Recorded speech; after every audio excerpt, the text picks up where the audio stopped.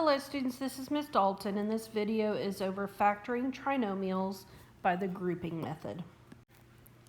As you learned in the previous video, you will need to check for a greatest common factor before you start factoring the trinomial.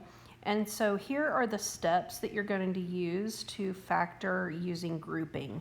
The very first thing you'll notice is that it will be a trinomial, so it'll be in the format ax squared plus bx plus c. So first identify what your a, b, and your c are, which are the coefficients.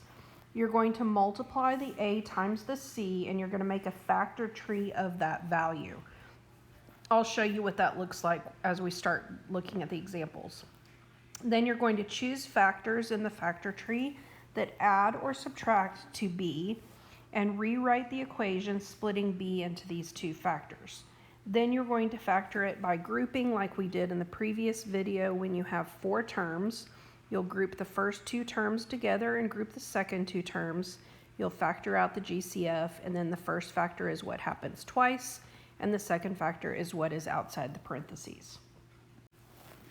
So let's just go ahead and jump into an example. So in this first example, we have x squared plus 8x plus 15.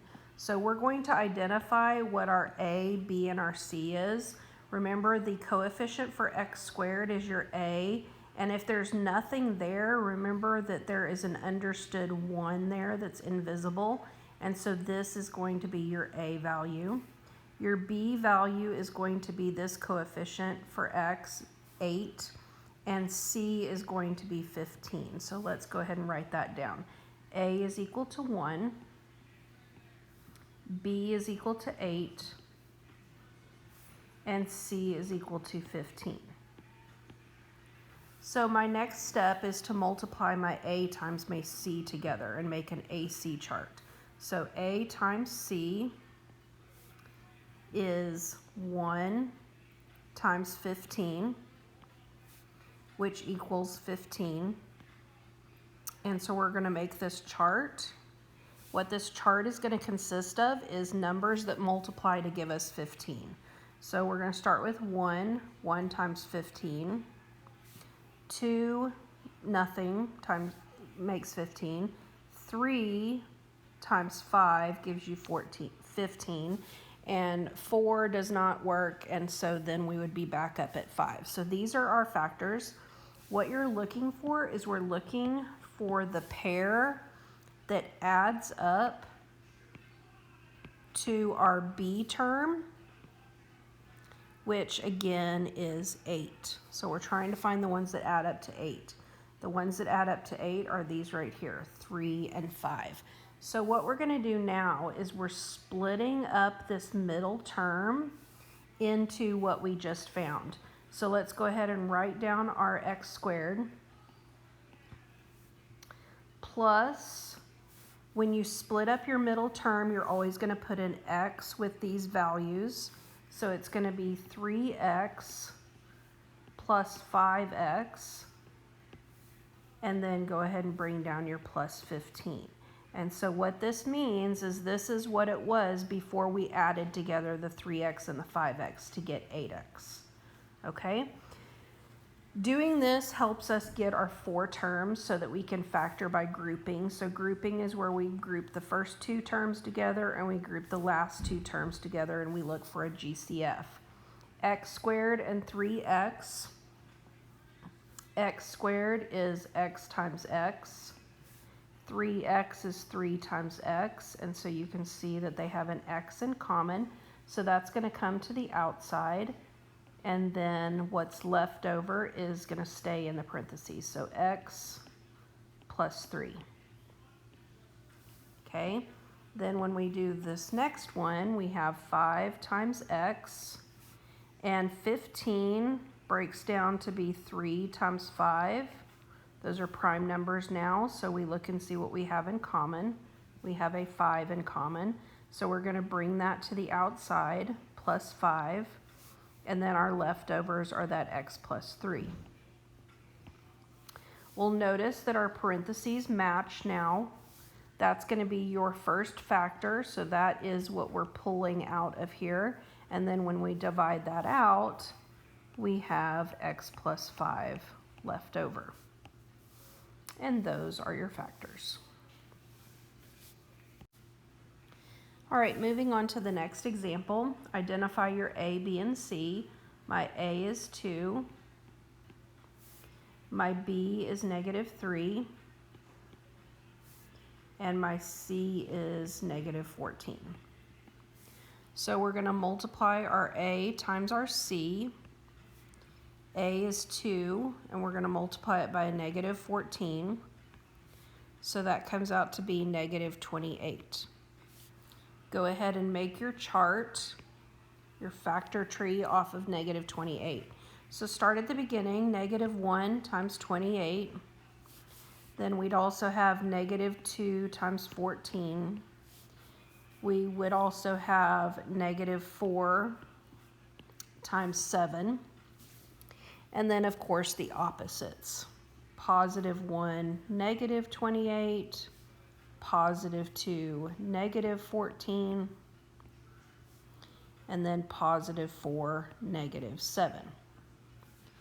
We're looking for the pair that will also add up to our B term, which is -3. So looking at these pairs, the one that adds up to -3 is this one right here. So now we're going to write this. We're going to bring down our 2x squared. We're going to split that middle term into what we have right here, but we're going to go ahead and put x's with it. So that would be a plus 4x and a minus 7x. Let me point out here that it really does not matter which order you put it in. You could put -7x and then 4x. You'll still get the same answer. All right, then you're going to group. So I'm going to group my first two together, and I'm going to group my last two together. In my first two, I would have a 2, an x, and an x, and then I would have a 2 times 2 times x. So they're going to have a 2 and an x in common. So your GCF is 2x. You would have left over x plus 2. Here, remember, we're going to pull out this negative, so we know we're going to have a negative. We have 7 times x, and then we have 2 times 7, and so they have a 7 in common. So go ahead and pull out the -7. You'll have your x left over, but because I'm dividing by a negative, this is now going to be a plus 2. And notice that our parentheses match, and I hope you realize that that should happen every single time. So if your parentheses don't match, then you've done something wrong. So that matching parenthesis will come to the front, and then the second factor is going to come from what's on the outside, 2x minus 7. And remember, you can always multiply these back together to make sure that you get this. And that will help you realize that you've done it correctly. All right, this next example, something I should have asked on the previous examples is to make sure that you're looking for a GCF when you start. The first thing that I notice is that this actually, all of these can be divided by 2. So if I divide out a 2, I'll have x squared plus 11x plus 18. When that happens, your A, your B, and your C comes from what's in the parentheses. So my A is 1, my B is 11, and my C is 18. So those are the numbers that I'm going to use to make my chart. So I'm going to make my A times C, so that's going to be 1 times 18, which is equal to 18. And now I'm going to write down my factors of 18. 1 times 18, 2 times 9, 3 times 6, and then that's it. We're looking for the ones that add up to your B term, which is 11, and the ones that add up to 11 are right here. So now we're going to write, we're still going to bring down this 2. I'm going to bring that all the way down to the bottom when we write our answer. But for now, I'm going to go ahead and just factor the x squared plus 11x plus 18. So we're going to go ahead and bring this x squared down. We're going to split the 11x to what we found right here.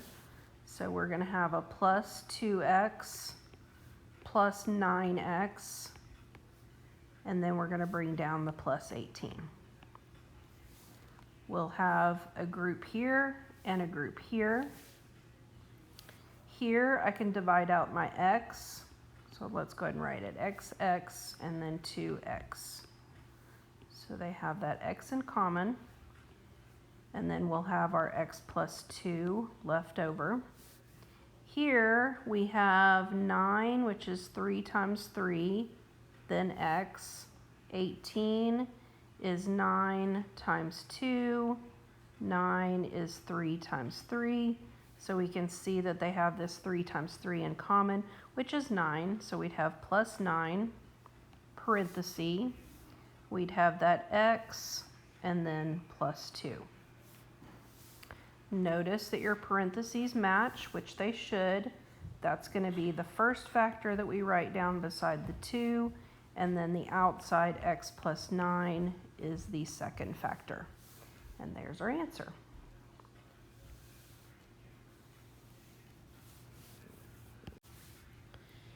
All right, this is our last example. So if you want to pause the video, you can to go ahead and try it out on your own, and then press play when you're ready to watch me work it out. I notice that I can divide out a 5x. So I'm going to divide a 5x here, and I'll be left with 2x squared. I also can divide out a 5x here, so that's going to be a minus 5x. Then I could divide out a 5x here, and that's going to be a minus 7. So then at this point, notice what your A, B, and your C is. So my A is 2, my B is negative 5, and my C is negative 7. Make your AC chart. 2 times negative 7 gives you negative 14. Go ahead and factor that. So you'd have negative 1 times 14, you'd have negative 2 times 7, and then you'd have the opposites, 1 times negative 14 and 2 times negative 7. We're looking for the ones that add up to our B term, which is negative 5. Well, this one right here is going to add up to negative 5. So let's go ahead and bring that 5x all the way down to the bottom for our answer. But let's go ahead and factor this. So we would bring down the 2x squared. We would split this now into our new factors over here, and we'd put an x with them. So that would be plus 2x and a minus 7x. And then we would bring down the minus 7. Go ahead and group your first two terms together and group your last two terms together. Here I would be able to divide out a 2x. And if you have to write it out, you can. 2 times x, and this would just be 2 times x. So this is what I'm factoring out. One thing I want to point out, that when you have nothing left over, so right here, we have nothing left over after we take out that 2x. Well, you can't just put 0. You would have to remember this is assumed to get multiplied by 1. So you would have a 1 left over if everything is gone. Here we need to make sure that we bring out this negative. And this is going to be 7 times x, and this is just going to be 7. So obviously they have a 7 in common. And remember, when you divide out a negative, then this changes sign. So that's going to be a plus. And then there's nothing there, but remember there's a 1. So we'd put times 1. So our factor that's in common is that x plus 1. That's our parentheses that match. And then the outside of that, 2x minus 7, goes in your second parenthesis. And so there is our answer. All right, I hope this was helpful. Factoring is one of these things that is very difficult, and that you're going to get better and better with the more practice that you have. So we will be doing lots of practice with this.